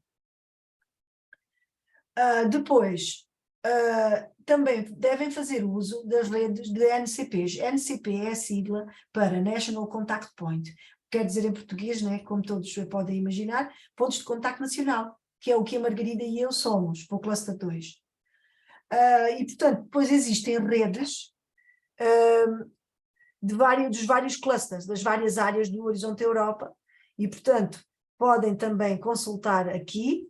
Este é um site que agrega aqui informação sobre todas as redes, que é um site que tem informação para os pontos de contacto nacional, mas também para a comunicação, para a comunidade em geral, e onde também podem ver eventos e informação. Depois, o que têm que ter sempre em mente é que a complementaridade é muito, muito fundamental. Tem que se ter a ideia que tem que haver multidisciplinaridade, tem que haver uma diversidade de atores, como já falei, e também tem que haver uma cobertura geográfica vasta, isto é, isto não pode ser restringido a nem a um país, nem a um tópico de interesse de um país ou de uma região da Europa, né? Tem que ser um projeto que tenha significado e consequências a nível europeu. Pelo menos pode ser internacional, pode ter importância a nível internacional. Portanto, não, mas sempre ter de pensar que não se devem ter lá as pessoas nem só para fazer geografia, ou para fazer género, ou para fazer número. Né? Uma pergunta recorrente: quantos parceiros têm os consórcios? Eu diria, pronto, o obrigatório é 3, mas normalmente, e existem consórcios com 3 vencedores, mas normalmente é de 6 para cima, ou 6 ou mais. É mais típico. Perdão. E o que têm que ter sempre pensado, quando vão escrever, ou apresentar-se num brokerage event, que têm que escrever também um perfil, para se inscreverem lá nos brokerage events. E, portanto, a vossa tem que ser, e já foi dito aqui pelos nossos convidados, têm que ser muito específicos de dizer qual é a vossa especificidade, a vossa especialidade, a vossa experiência, que será relevante para os potenciais parceiros, né? Também, se tiverem algumas colaborações já muito relevantes, também podem dizer com quem é que já têm trabalhado, e também muito importante, se já tiveram a experiência em projetos anteriores europeus, portanto dizer dessa experiência ou outros que sejam relevantes para aquele tópico ou para aquela área, e dizer a vossa contribuição, o que é que vocês podem contribuir, qual é que seria o vosso papel. Isto, claro, tudo de uma forma resumida. E podem encontrar dicas sobre como fazer um perfil forte aqui neste link que está aqui colocado.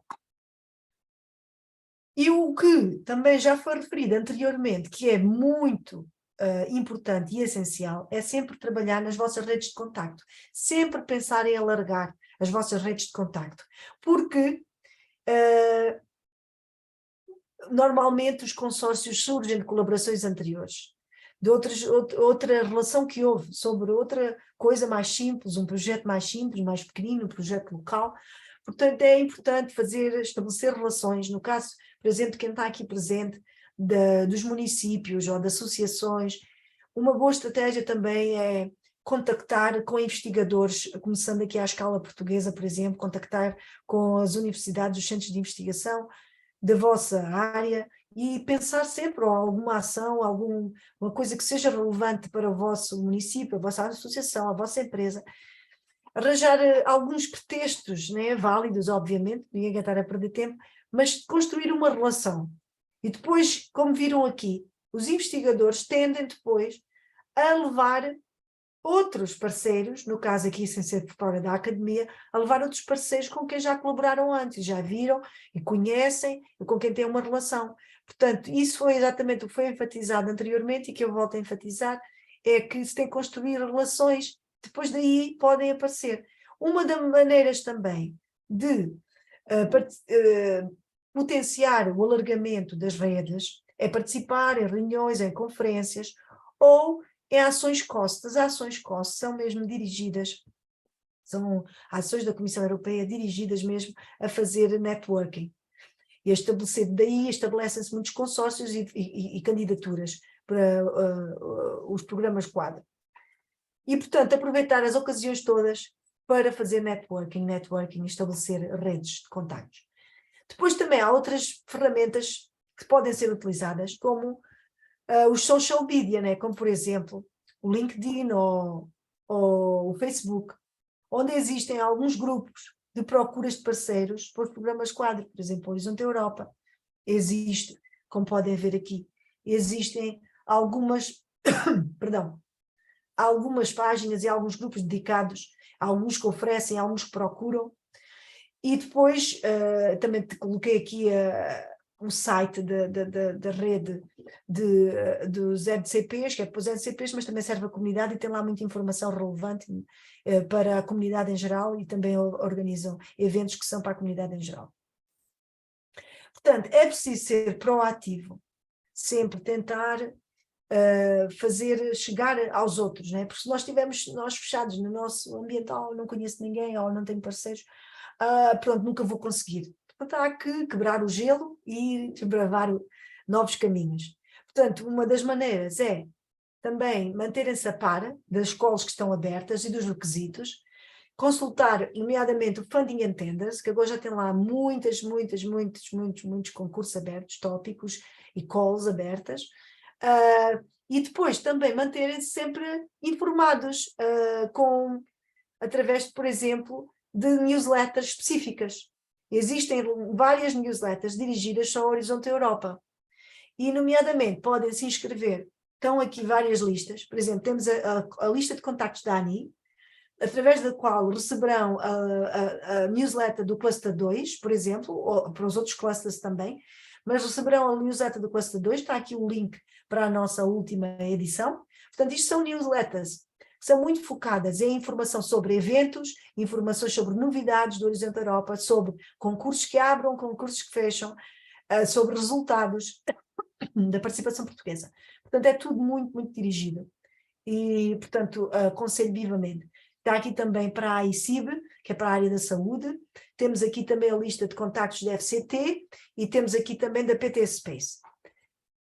Também sugiro também registarem-se como peritos da Comissão. Toda a gente pode ser perito para avaliar projetos do Horizonte Europa, porque aqui também tem-se, além de se ver como é que propostas boas são escritas e propostas más, aprendem e veem como é que as coisas se escrevem, ou que não se deve escrever, depois também fazem conhecimentos, a partir daqui também alargam a vossa rede de conhecimentos, é um trabalho pago aqui também. Portanto, a Comissão tem uma grande base de dados e que Portugal não está muito representado, não temos assim tantos peritos e, portanto, convido-vos todos também a registarem-se. Todas as áreas do conhecimento, todo o tipo, não precisam ser só investigadores, não precisam ser doutorados, todos podem ser peritos da Comissão Europeia. E, portanto, convido-vos também. E, claro, o que é importante? É sempre começar cedo. Se pretendem candidatar-se, têm que começar a pensar cedo, ver quais são os concursos que vos interessam e envolverem-se, planear, ser realístico e ler a documentação toda disponível com muita atenção. E depois, claro, também podem contactar os pontos de contacto nacionais, aqui para o Cluster 2. Estamos aqui nós representadas, a Margarida e eu, mas existem, eu já vos apresento a seguir, depois pontos de contacto para as outras áreas. Portanto, os pontos de contacto podem ajudar-vos a perceber melhor o que é o Horizonte Europa, o que é que tudo envolve.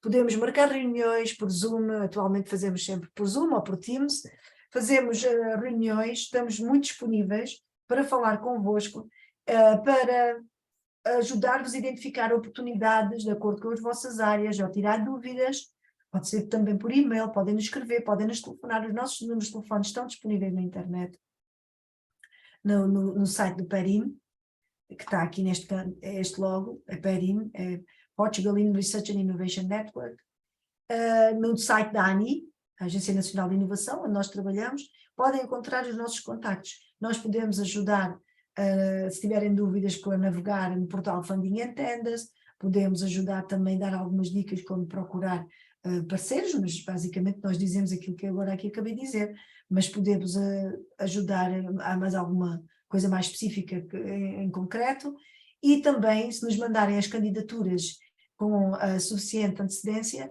nós também revemos candidaturas. E isto é tudo um trabalho, os serviços são todos grátis, portanto não há pagamento nenhum.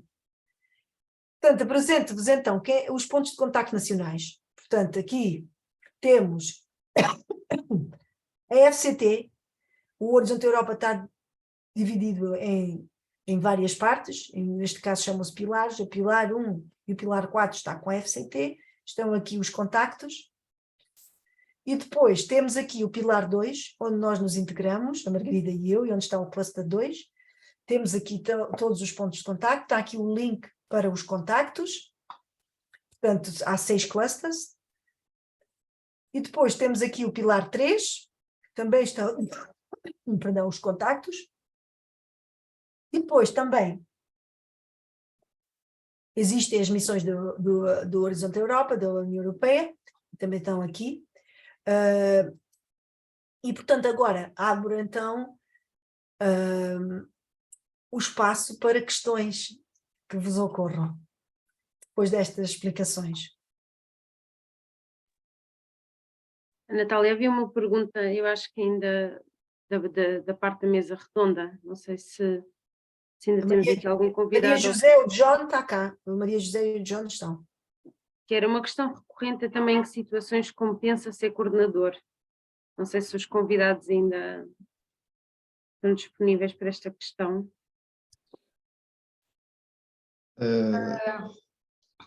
Por favor, Maria José. Por favor. Não, pode. Por favor.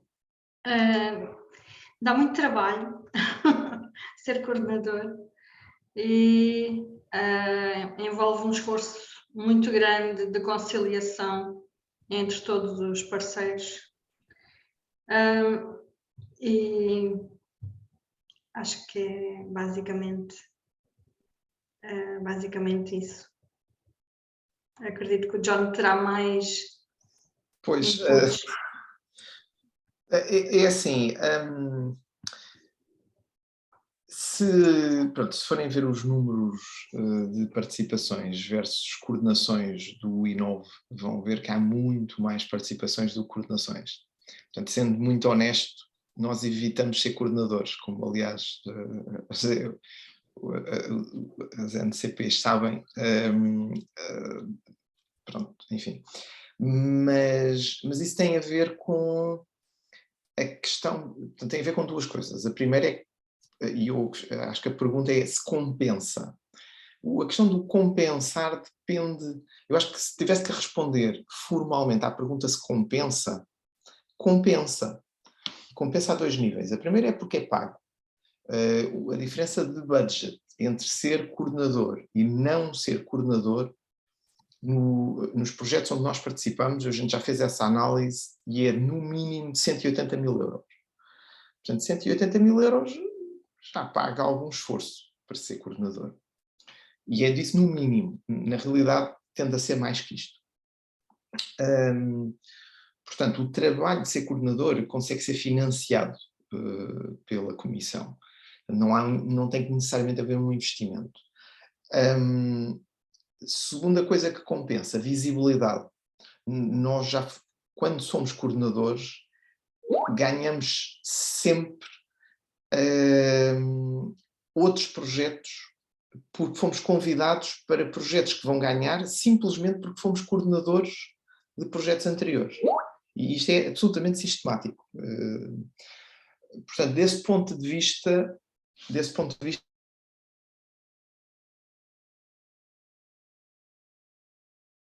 John?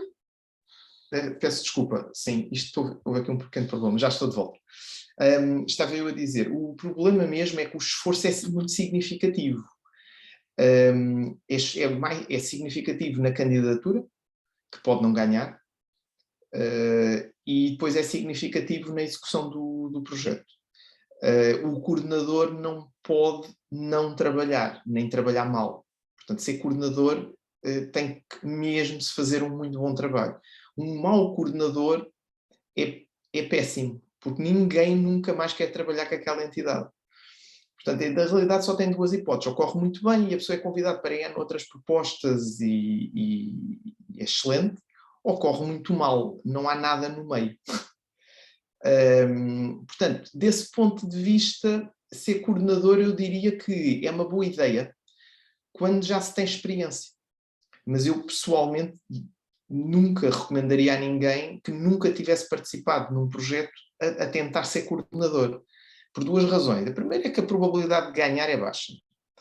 E tem muito mais trabalho do que ser só parceiro. O segundo é que um coordenador tem realmente muito mais trabalho do que um parceiro. E se corre mal, os outros parceiros desse projeto nem sequer vão querer a pessoa em mais projetos. Portanto, não é uma ideia brilhante.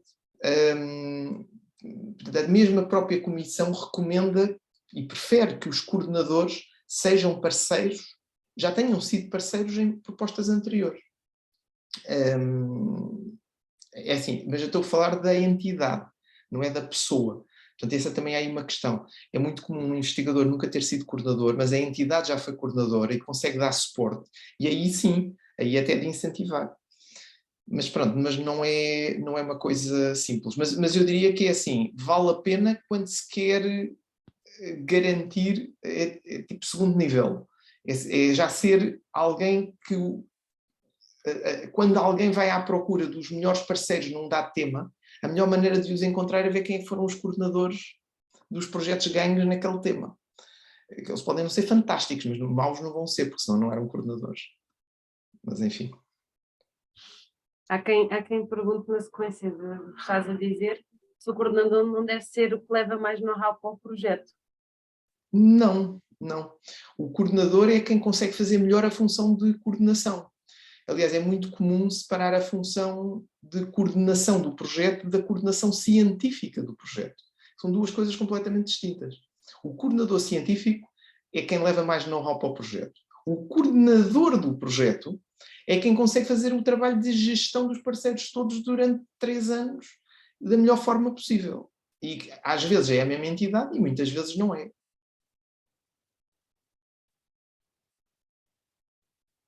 Muito obrigada, Obrigada. John.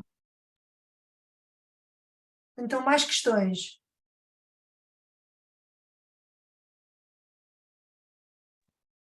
Há quem esteja a perguntar se existem dados do resultado fim dos projetos, avaliação dos projetos e resultados finais. Na plataforma Cordis, que a Natália apresentou, na página de cada projeto individual, estão lá publicados também os resultados e as publicações associadas a esse projeto.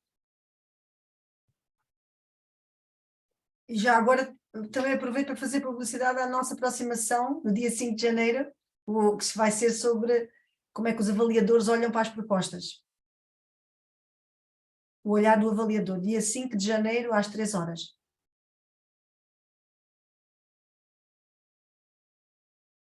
Então, parece-me então que não há mais questões. Não sei se o John e a Maria José... está aqui.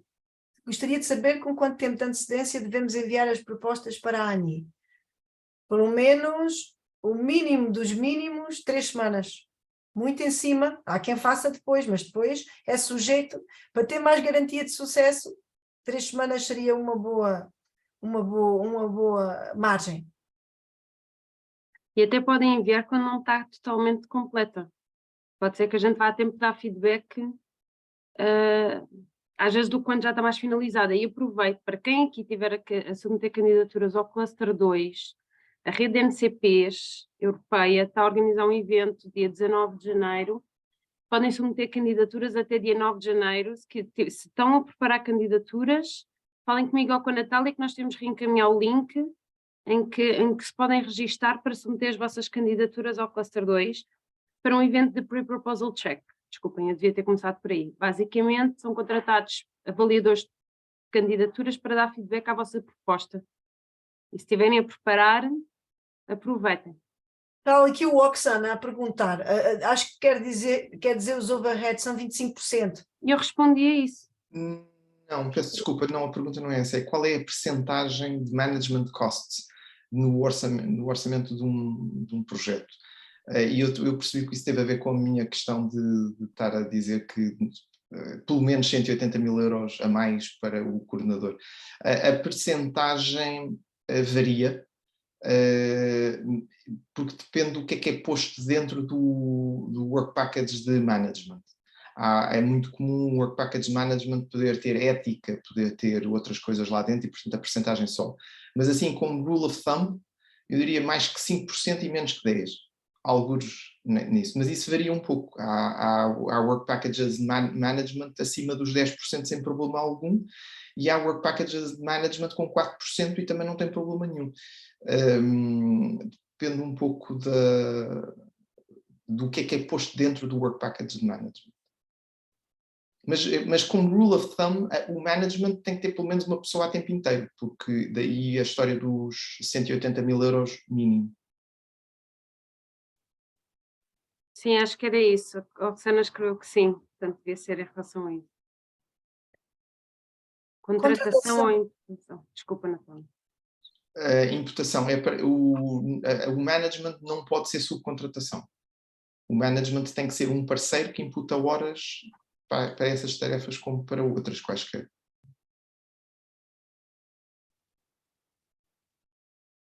Bom, não havendo mais questões, dou por encerrada então esta sessão. Quero desejar boas festas a todos. Mais uma vez agradeço aos nossos convidados por estarem aqui connosco e terem ficado, a Maria José e o John, até ao final, e como viram ainda tiveram aqui um papel a desempenhar no vinho. Portanto, muito obrigada por terem estado, e a todos os participantes por terem estado aqui este tempo connosco. Nós enviaremos, assim que tivermos o link para a gravação, enviaremos o e-mail com a apresentação e com também, nos pediram aqui, depois vou pedir aos oradores, se isso é possível, a descrição do perfil dos nossos oradores, e desejamos a todos boas festas e muita saúde. Boas festas. Boas festas, obrigado. O Natal.